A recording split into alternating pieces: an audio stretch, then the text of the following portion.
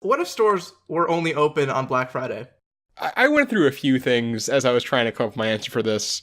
And yeah, I eventually sort of settled on where it all sort of wound up going was just trying to make society slash the economy work, like, at all. Because, yeah, things aren't great. Let's be honest here. Wow, things aren't great. Let's be honest here. That's the slogan of 2018. Hey, This has really been our most political episode. yeah, it really has been. Unfortunately, our message has been just trust the government, which is a fucking not a good message. But Yeah. anyway. Hey, no, I think it's a good message. I'm gonna go on the opposition. So the first thing I looked at actually was shipping, because the main thing I was worried about was, is the U.S. Postal Service like financially viable without like online shopping? So I actually found better numbers on this than I expected.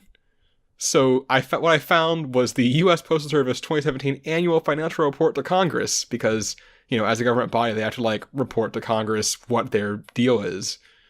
And I couldn't get the exact numbers for online shopping, but they do have the revenue broken out by like sector. And one of those sectors is shipping and packaging services, which covers basically all the mail except for first class mail and marketing mail.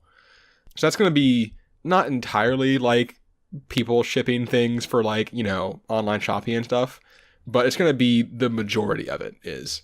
In 2017, the total operating revenue of USPS was a little under $70 billion, and a little under $20 billion of that was shipping and packaging services. So Really? I thought that'd be more. yeah, I actually did too. I guess there's a lot of, you know, there's still a lot of just like regular ass mail that goes out too. So overall, it was about 28% of revenue. I figured if you lop off some of that for just, you know, people, you know, your grandmother mailing you cookies or whatever, get like about a quarter of the revenue. So I think that's survivable. So no, actually wasn't as bad of a concern as I thought it would be.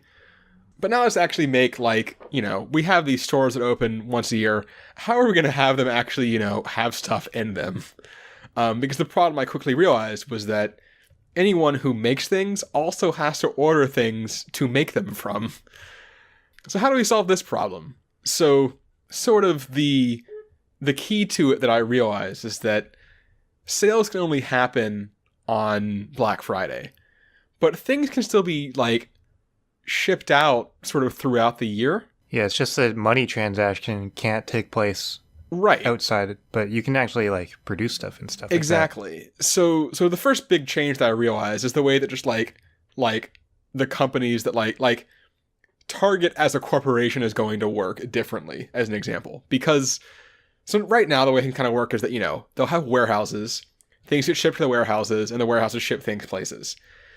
That doesn't really make sense anymore, because the reason you have warehouses is so you can resupply places, you know, centrally. But what I realized is that the one day a year that you definitely are not going to resupply your stores is actually the day that people are buying things, because traffic is going to be horrendous and you cannot maneuver like 18-wheelers then.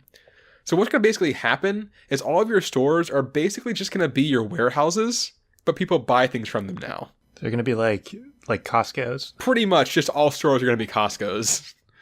because the thing is, when the store opens, that's the only stuff you're going to have for the entire day. And because everyone's shopping on the same day, you're going to have a lot more like total volume sold. So the store has to be bigger. The other fun thing that I realized is that, you know how people like go back to the back to find things? There's not going to be a back anymore. It's just all going to be out there because it's all going to get sold. The whole thing is going to be the back. The entire store is the back. I'm pretty sure that's actually a Seinfeld joke. If it's not, it should be. It seems Seinfeldy. It seems very Seinfeldy. So basically, stores are just giant warehouses you buy things from. Running a store is obviously very different then because of this. Because like on non-Black Friday days, you basically just staff it like a warehouse. You have like some security, and that's kind of it. People will still like get shipments in, but that's kind of be, you know, all that's happening. And you don't really have like stocking because things will just go in and then immediately get bought on Black Friday. So how do the things... Oh, actually, one quick segue that may have already become evident to you. Small businesses are basically dead. Well, here's my thought, Ben. The small businesses no longer sell things, they sell services. So we're going to bring back the artisans. Like, they're going to have your local blacksmith and your local repairman and your local carpenter, and we're going to start using them much more heavily because it's gonna be like, my thing broke, I can't buy a new one, I have to go bring it. That to is a someone very to good fix point. it. That is a good point. Yeah, and I guess if you're going to have I guess I'm assuming like the carpenters will also like make furniture in their spare time and then on Black Friday sell it all. So okay, that works. All right, so there's how Yeah. small businesses still work, but you're not gonna have like 7-Elevens anymore because the volume just ain't gonna be there. Well, wait. Can it work? Can it work that the carpenter draws up a shopping list of what he needs to build, like a couch, and then he gives that shopping list to you during the year, and then you buy all the things, And then on he Black builds it Friday. for you, and that's a and service. then later on the year, you non-money transaction hand him all the furniture pieces, and he builds a couch, Huh. and then you buy it on the next year's Black Friday. I think no. Oh wait, no. Here's how it works. I solved it. Okay, he sells you. All right, I got it. He sells you the plans for a couch, and with like a detailed shopping list for it. You go out and buy things on Black Friday, and then you book him to come put it together for you at your place. Technically a service. Technically a service. I have a couple more technically ways to get through things on this one, but that was a good one I didn't think of, so thank you. I like it. So actually, like, producing things as like a big company, it's kind of the same thing where it's just like on Black Friday, you're going to place like a bunch of orders for a bunch of shit and just like make it throughout the year and start shipping it out to places. So that is the one thing with like small, like businesses in general are just going to be much more expensive to run because you no longer have like constant revenue streams and, you know, like costs. It's just you have a giant cost and like 1 day revenue stream. So Your overhead goes way down, though. I guess that's kind of technically true. Maybe not really. I don't know.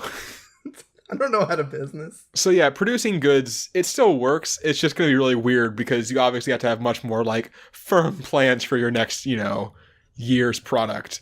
And then the last kind of interesting thing that happens, oh God, I lost it. Oh yeah. So the other thing that's going to happen a lot, I think, and sort of here's another technicality thing. So you know how you can buy, a lot of companies will have like, you know, now that the internet is a thing, have a website where you can buy stuff from like their store online. I think something's going to happen where a lot of sales of things are going to be direct from the companies. And there's going to be kind of an accepted thing that your window on receiving it is sometime in the next like 6 months. And that's going to be kind of your like tail on production is just like, you know, that eventually you'll get this thing you ordered once we have actually made it. I think that's going to happen because otherwise, like, I just don't think there's enough like square footage of store space for everyone to get everything they need. So it's like build on demand. Kind of. Except I think you still have to pay up front in the rules of the game. It's just that you don't actually know when you're going to get it. Look, the little kid in me still believes that Amazon will have 2-day shipping for free. Even given all the circumstances. So here is the other major loophole I came up with that makes life work a little bit better for a lot of things. And that is our good friend of the 2010s, the subscription box. Technically, if you buy a year subscription to something on Black Friday and it gets delivered to you every month, that works by the rules we have put out. Technically, if it's billed yearly. If it's billed annually on Black Friday. So that gets you around a lot of things. You can still get like Yeah, you can do that with everything. you can then. get like fresh, you know, fruit and vegetables that way. You can get fresh Yeah, I was going to say meat. that all the fresh food disappears, but if you do that, then You can do that. It'll still be, I'm assuming, pretty expensive. And it's going to be weird because so here's the thing is that it can only really be done by like a farm can do it. But like a company can't do it because they can't buy stuff throughout the year from. I guess they right. could. They can't could set stock up on it. I guess they could set up a subscription service with the farms. Subscription service chain. Oh my God.